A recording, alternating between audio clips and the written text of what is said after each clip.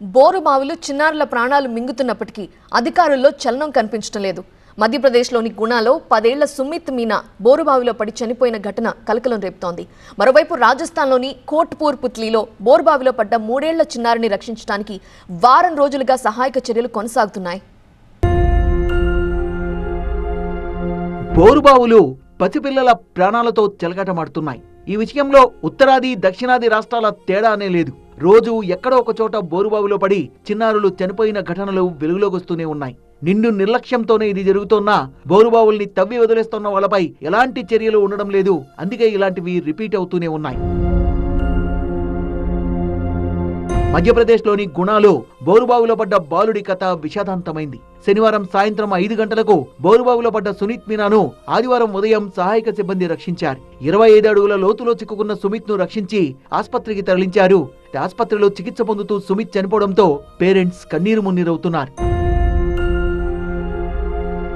పొలంలో ఆడుకుంటూ సుమిత్ ప్రమాదవశాత్తు బోరుబావిలో పడిపోయాడు.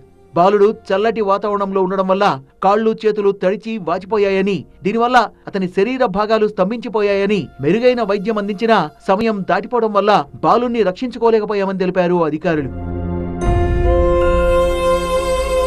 రాజస్థాన్లోని కోట్పుత్లీ బెహ్రాజ్ జిల్లాలో చేతన అనే చిన్నారి పొలంలో ఆడుకుంటూ 700 అడుగుల బోరుబావిలో పడిపోయింది. 150 అడుగుల దగ్గర చిక్కుకున్న చిన్నారిని బయటకు తీసేందుకు గత 7 రోజులుగా సహాయక సిబ్బంది శ్రమిస్తూనే ఉన్నారు. తమ కూతుర్ని త్వరగా రక్షించాలంటూ పేరెంట్స్ అధికారుల్ని వేడుకుంటున్నారు.